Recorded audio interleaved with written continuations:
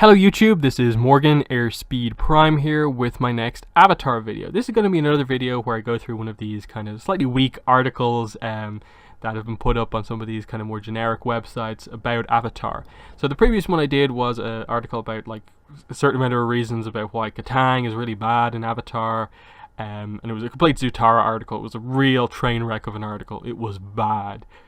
This one isn't as bad, but suffers from a huge lack of depth in that I think if you just look at the bullet points, some of the points are like, okay, that's reasonable, but then no explanation is really given into it. And this is my second time trying to record this video. The first time I went really long, and ultimately I was giving the writer way too much credit.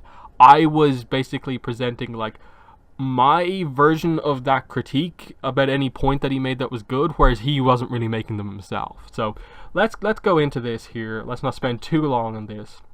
So this is all just, the first section is just a complete introduction about this is the history of Avatar, you know, Korra, there's going to be a live action show, blah blah blah blah. And then here we go. Although every mystery can't be resolved, there are more lingering plot points than some of us would like to admit. Now, before we get started, I think there's one important thing to have here. I get no impression, after reading this article a couple of times, as to how knowledgeable this writer is about Avatar or Korra.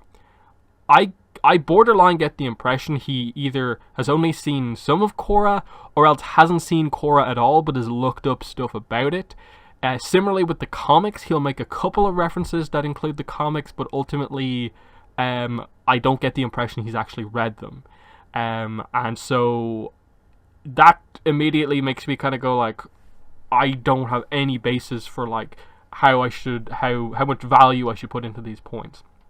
First one, everyone's fine with 4 kids traveling on a sky bison. The point he's trying to make here is just that, hey, why does no one else really react to the fact that Appa's there? And look, this is a kind of weird point in that, like, yes, that's ultimately somewhat valid, in that it ultimately has to be seen as a somewhat rare animal, but at the same time, I get the impression people have a similar kind of reaction to like sheer shoes and stuff like that. There are weird, rare animals from other kind of cultures that not everyone would be aware of, and so what you either do is have all the characters react to Appa every time they see him, or only have a select few characters, like say a Professor Zay, actually react and be like, whoa, wait, I study this. Sky bisons are meant to be extinct. How do you have one?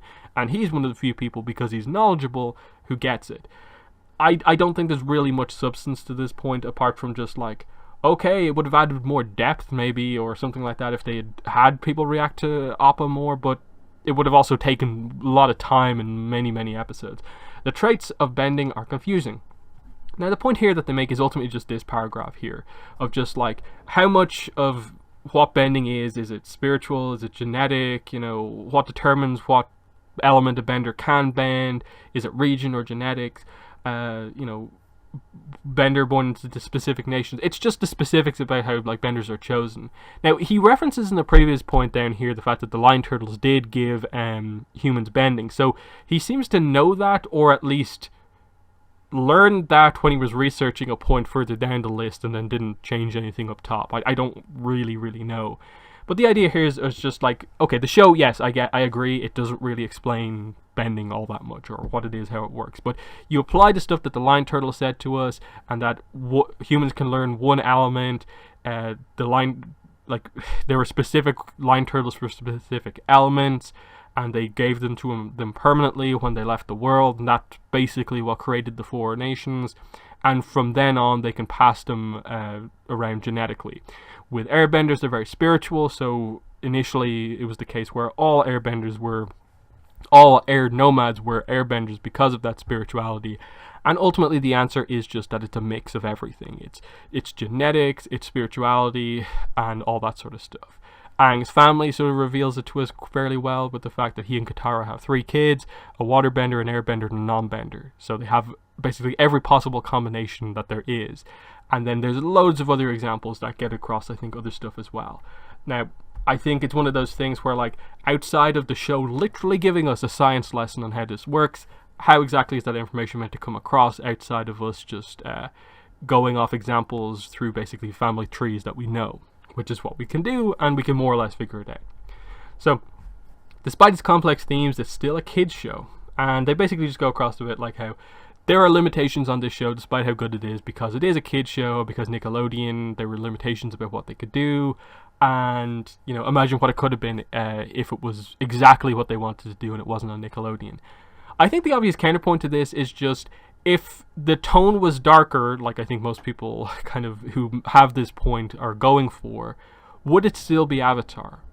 Is Avatar not this way because of the tone that it takes, because it chooses to be very careful with dealing with like character death, and when it happens it is treated as this shocking thing. Like, look at when Jet dies. It's this teenager who dies, his kind of revenge unfulfilled. It happens really suddenly, shocking. It's a devastating moment. Similarly, like Aang is killed in the book 2 finale, and it's treated really, really big because it's the complete and utter failure at the end of book 2. Like, they can do all of that, and they can have the big moments without it needing to be just relentlessly dark and just like characters are getting killed off every so often. We're not trying to do Attack on Titan here. We're not trying to be Game of Thrones. But you can come as close to it in terms of like depth of other stuff without having to have, basically adult themes in it. So, I would like to see an Avatar story completely unlimited by, the fact that it's a kids franchise. I'd like to see how that works.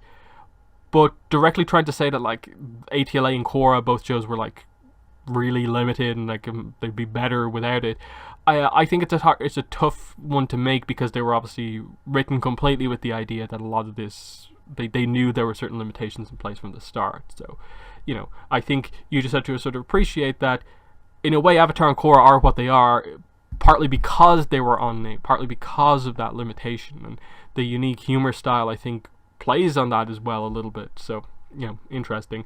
Sokka's missing sword and boomerang. Like, the point here is just that, like, in the show, he never recovered his weapons, but it seems unlikely that he forgot them.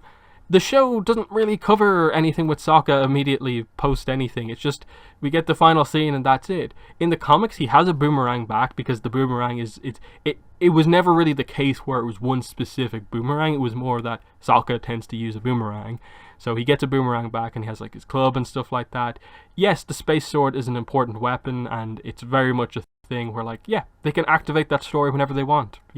Him looking for the space sword with Suki or whatever. I don't think it's much of a criticism here. It's just like a minor nitpick that, like, oh, he didn't immediately get his sword that he lost to save Toph back. Like, what are you really saying there? Aang isn't the last Airbender. What? Okay, 100-Year War, Air Nomad Genocide, The Legend of Avatar demands that all future avatars master all 4 elements, including air. This means many airbenders would succeed Aang, not to mention Aang's son Tenzin in Korra. I don't get what they're making here. They're basically saying Aang's not the last airbender because avatars and he has a son. But, like, he is the last airbender within his own story, which is why the show was called that in the first place. What? So I don't really get the point it's really making here. You maybe get technical with the Avatar thing of, like, yes, I think by default we know that if Aang died and didn't have children, obviously the cycle would still continue. Korra would still be born, she'd still have airbending. The Avatar after her would be born, would still have airbending. Avatar after that would still have airbending. But then we get around to the cycle switching from fire to air. And all of a sudden, if Aang dies and there's no new airbenders, what happens? Now, there's another complication there, because of course the timing happens and harmonic convergence would still happen, and it's unknown about, like, because if it doesn't activate properly because the portals were closed, would it still have the effect of bringing airbenders back or not? But either way, there's this idea of the airbenders would kind of basically die out at that point, because suddenly there's no nation for Wan to be reborn into, and it's unclear about if suddenly that would just be skipped and we just go back around to water again, or what. So, that's where the confusion would come into play. But, like, that's not the point that this thing is making. That's just me getting technical. Absence of firearms is kind of like, what? You're complaining there's no guns in Avatar? Like, really?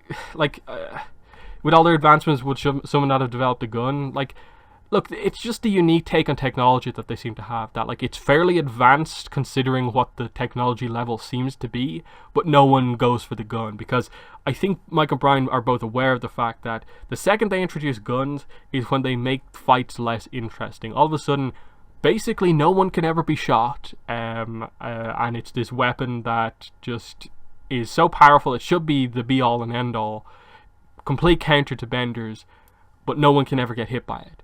And it just creates, I think, much too big of a problem, and it's just a decision. Not everything has to have guns, just even if it would make logical sense to have guns. If they haven't invented the idea yet, then of course, why would it be an issue? Who's the father of Toph's children? This is just weird. Like, the point he makes here is neither of whom have been identified, when we know Kanto is Lin's father. This is why I say I don't know if this guy's actually seen Korra. Because if he had, he would have known that. And then at the start, he mentions stuff like the Beifong Metalbending Academy, which is like from the comics and stuff like that. Chief of Police, Republic City, Mother of Two Children, that's stuff from Korra. Yet he gets it completely wrong here. Look, I get it that it's a thing that we want to know that. Everyone wants to know who Sue's father is. Maybe it is Sokka. We don't know just yet.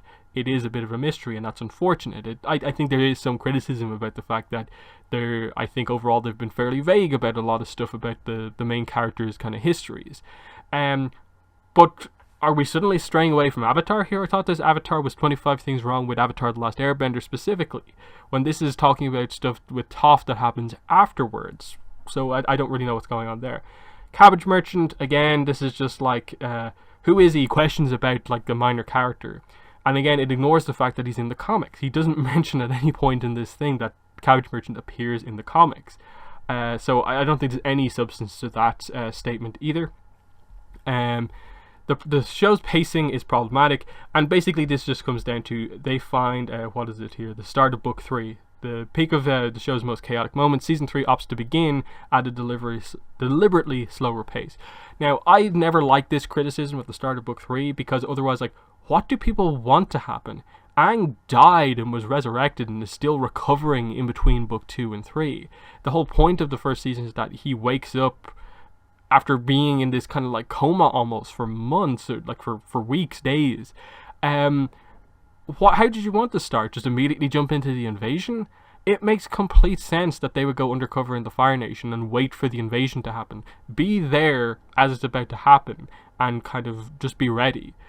You know, have time for Aang to rest as they kind of casually go through the Fire Nation and get there with Aang at 100%. And along the way, learn about the Fire Nation, a place we haven't been to yet, and get to know the people and understand that what they're fighting is not the entire nation. They're fighting the military. They're fighting the leadership of the Fire Nation. And in fact, a lot of the general citizens of the Fire Nation tend to suffer almost just as much as the people of other nations. You know, so I've never really liked that criticism. Azula is the only one who blends blue flames. Again, this is just a weird point. I'll make another one with Toph and Metalbending a bit later on of just like, why is Azula the only one to bend blue firebending? Is that not a problem that like no one else has done it before or since? And it's like, okay, like you have a problem with the fact that like Azula is being presented as being exceptionally powerful and unique, that she is the only one who has this ability, and that's a problem somehow. It's just a weird approach with that idea of just like, why didn't some random character previously also have this? To make it feel more part of the universe rather than some character just having it and it being unique to them. I don't get that criticism. The romance was more awkward than romantic, and here we go, the whole Zutara thing. Now, the writer doesn't specifically say they support Zutara, it's just presenting a general opinion that there are Zutara fans out there, and because Zutara fans exist, then there must be a problem with the romance, and that creates problems. I don't get it. Like, the point that they come down to here is that they present the idea that Aang was more immature than Katara, and I don't like that, because I think it is an aspect of Aang that Katara likes, that he is fun-loving, which is obviously negatively interpreted as being immature. Aang is very, very mature. We know that because of the amount of pressure that he is put under at such a young age, and the fact that he can do all of that and in general kind of completely fulfill everyone's expectations of him, obviously with some slip-ups along the way, while still being that fun-loving character who represents that, you know, airbender free spirit. in that, like, what does Aang really do for Katara when he's first kind of introduced to her? He brings fun back into her life. She lives this very serious life where she's more or less taken up the role of her mother within the tribe. She has a lot of responsibilities there, even though she is still just a kid. And Aang coming back in gives her that back. And it's something that she says later on in her life, that it's something that she appreciates about Aang, is that he's able to always be fun-loving despite everything that's happened to him and how bad things can be. So, you know, that's seen as this negative towards Katara and Aang's relationship, when in fact it's actually a positive point that Katara likes about Aang. So, Sokka and Katara's adjustment to the outside world is too easy. Okay, I sort of get this point, but also, like, why is that such a, like, big issue that they didn't spend ages with, like, these two characters adapting to, like, oh, here's an Earth Kingdom town? Because inherently, like, is there too much of a problem there that they go into an Earth Kingdom town? And, like, they have reactions like that to, it's a big city, I'm not used to this. But inherently what they're doing is just interacting with a couple of people along the way. Like, their reaction to it is just like, this is a new place, the weather is different. But we're still just, you know, talking with people, we're traveling, we're trying to stay undercover and so on. Like, I don't really know what he was asking for here in this. This just seems like, you know, overthinking it to a degree of just like, yes, they're from an isolated tribe and stuff like that, but they're both very mature for their age, and they know how to handle themselves with people. So, you know, the fact that they adapt to different places fairly easily is perfectly fine. And even then, there are still problems when it's clear that they're not used to that sort of stuff. Like in Bossing Say, in the like upper rings, they're not used to, you know, living that kind of higher life. So, you know, I don't really get that point. How were the lion turtles hunted to extinction? This entire point is really just that the author wants to know more about the lion turtles, which I agree with. I agree the lion turtles is a fascinating topic and I want to know more. I don't necessarily think it's a criticism that we currently don't know everything about the lion turtles. As for the whole hunted to extinction thing, I think most people tend to agree with the idea that that is one of the very borderline Avatar extras points of the whole idea of, like, humans hunted lion turtles and that's why there isn't any of them left. Because, of course, Korra sort of immediately retcons that, but in the first place by basically revealing straight away that the lion turtles left when the era of the Avatar began. They gave humans bending, the Avatar, you know, took up its role, and the lion turtles left the role that they were currently fulfilling to allow that to happen. We know they occasionally came back into the human world because we see, like, the writings in, like, the library of, like, a previous Avatar talking to a lion turtle. So there's that. And I don't really know. It could be true, but like the author sort of says here, it sort of seems a bit weird that such a giant animal can ever be killed. Like, how would any human, even if they had bending, do that much damage to a lion turtle to kill it, and the lion turtle not do anything in response? So I definitely take that as being like, I don't know if the whole lion turtles being hunted to extinction is fully confirmed. I think there's a bit more of that story to come out, but in general, like, sure, this is an okay point, but I just think it's a criticism that we don't know the answer just yet. There's allowed to be certain open plot points, and as someone who likes the detail, you know, I feel that it's almost a point that I have to make about myself sometimes as well. But I think you have to be sort of careful about where you level that criticism of, like, what is and is not an okay thing to sort of leave open at the end of a series. And then here's the counterpoint to what I said earlier on about Azula. Metalbending should have been mastered long before Toph. It's just like, again, okay, so you want to take something very unique about this character away from her just because you think logically it makes more sense for some other character to have discovered it previously. And then, like, it does say, like, although Toph's blindness made her seismically sensitive, it's unlikely she would have been the first to master metalbending. Like, I get it, look, bending's been around a very long time, how was this never discovered before? But, you know, Toph is a very unique character of just, like, she is this blind earthbender, she was thought by the badger moles, and I think there's enough unique circumstances to her to where, like, yeah, sure, that actually makes enough sense where, like, maybe people were trying to master metalbending, but it took Toph having that level of sensitivity to finally master it, and then apply just her knowledge of doing that and, like, be able to explain, like, okay, you get the idea, but no, this is what you have to do really to bend metal. And so, you know, I sort of get the logic at that point, but it's not great, really. Aang wasn't devastated enough over the Air Nation's extinction. This is probably, for me, the most valid point in all of this. He doesn't explain it very well, in that he just says, you know, although the news had an indelible effect on him, the drastic turmoil and long-term depression that the news would have was downplayed significantly. That's all he says. I agree with this point because I think much more of a plot point could have been made out of Aang dealing with this. And I often say that The Last Airbender did it very well because it linked in the loss of his people with his learning waterbending and the whole flow like water, let your emotions flow like water. And it has the whole idea of he's able to waterbend powerfully in the finale because he finally accepts what happens to his people. I think that's a really good plot point that should have been in the show but wasn't. And in that sense, I sort of agree with this point that yes, Aang talking about at all the loss of his people isn't brought up enough.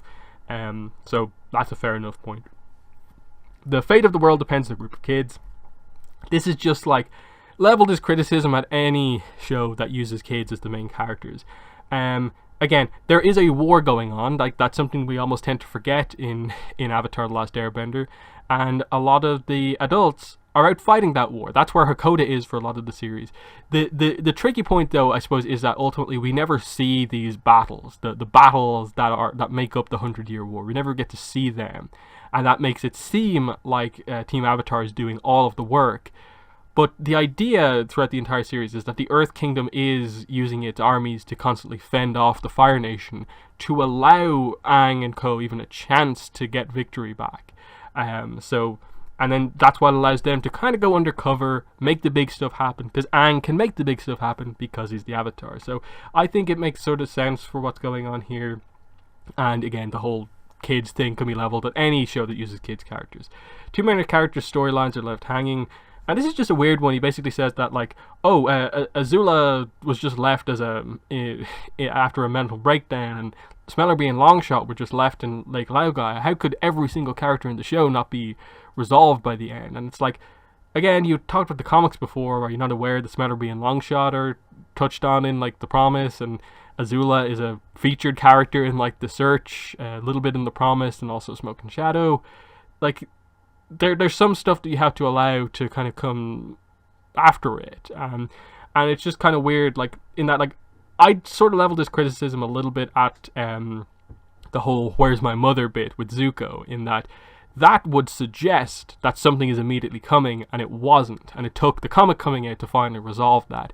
And now it's not really much of a criticism, but at the time, until that comic came out, that is something I leveled the criticism at, because it seemed like the show was directly setting up that there is a plot about searching for Ursa coming up, but it never happened.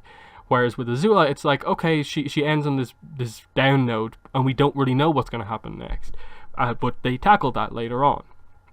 Physics behind bending makes no sense, and it's just like, the point here is basically just like, why is characters not like burned in every fight? You know, how does a firebending blast block a rock being thrown at people? And it's just like, it's a fantasy world, it's a fantasy setting. You have to allow a certain level of balance between the elements, and if firebending just had no sort of force behind it, then that suddenly makes firebending really, really weak. So I have no problem with just accepting the fact that a firebender, their blasts have a certain level of like kinetic like knockback to them.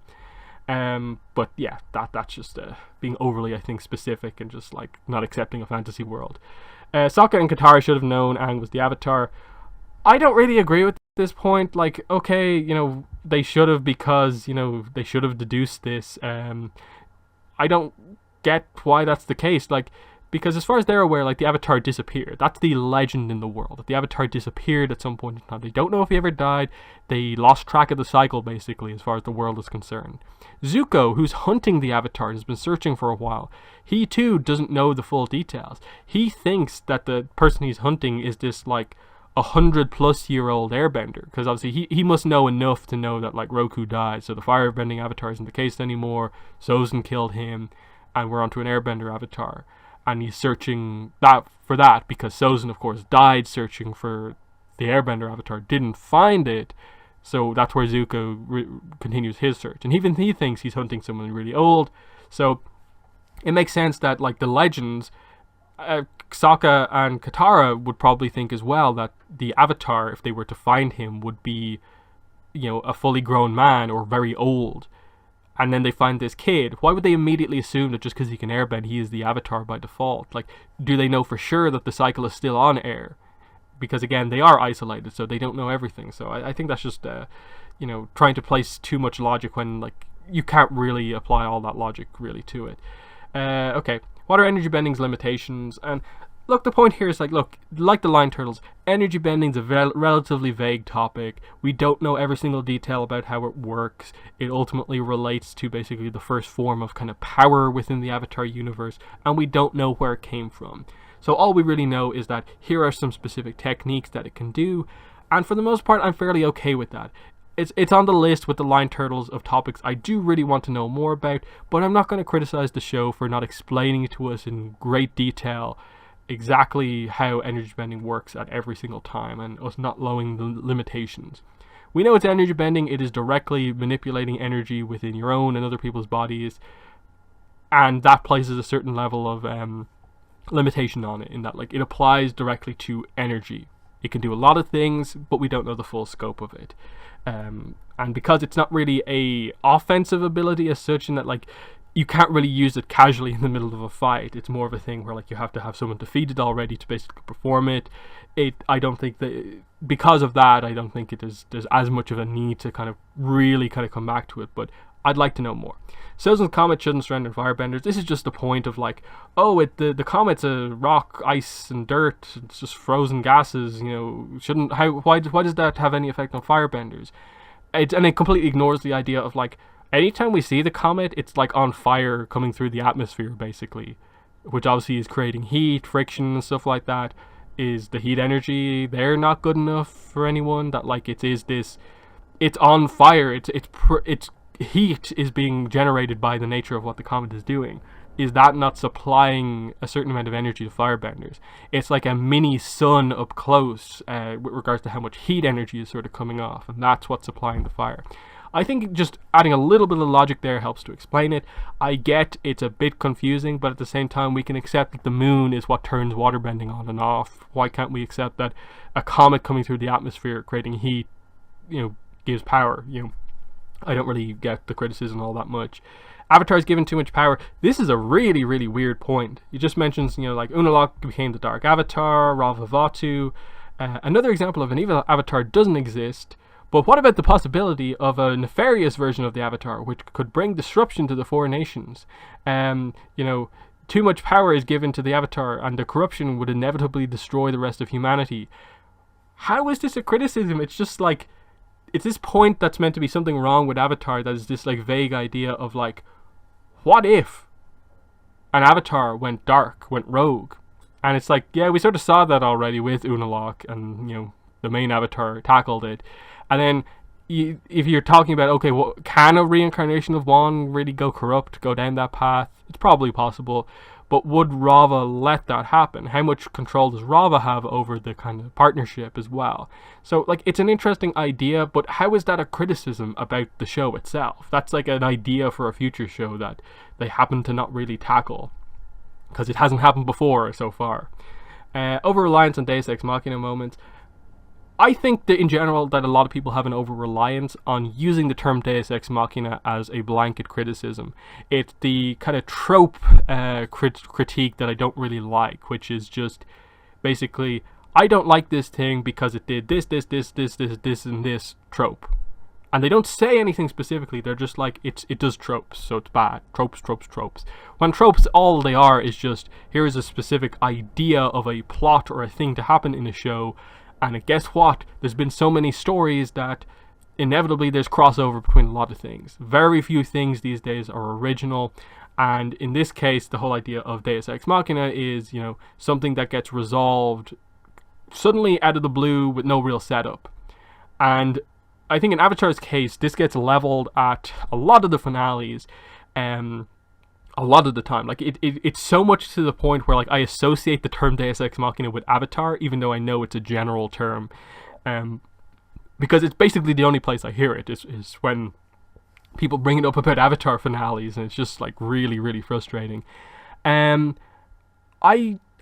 think it applies to some of the Avatar finales, but in a very, very minor way. I don't think any of the examples in Avatar or Korra are egregious examples of Deus Ex Machina, because most of them have some sort of a setup. The Line Turtles have setup from the show itself, with like the library. They see a picture of a line turtle and stuff like that. There's statues of line turtles scattered around the world as well, and they're set up for that idea as well, which just because up to that point, like, we don't really know how bending works. This suddenly helps to explain a little bit more about the nature of bending and like cheap hats, and ultimately bending is still a form of kind of energy bending. It's just specified to an element, and so on.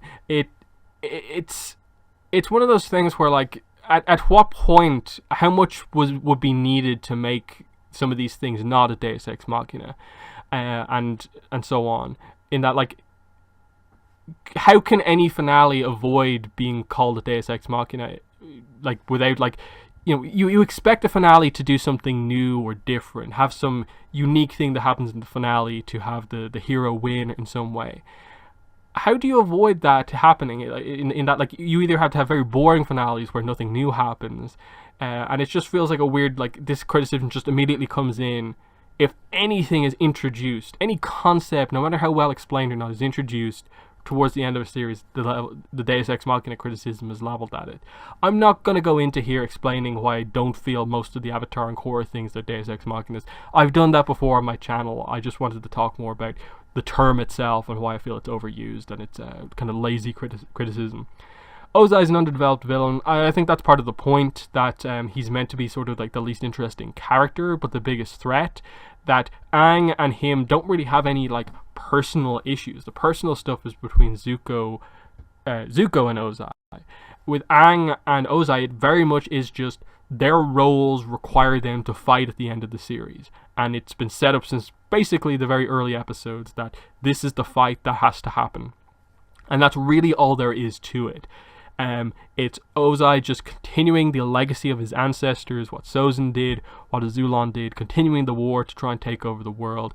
We know he's a pretty bad person because of the way he treats Zuko, in a way the way he treats Azula as well, and of course what happened to Ursa. So there's some depth there if you really kind of delve into it. The fact that, like, he has a poor relationship with Iroh, his brother, despite Iroh being one of the wisest people in the world.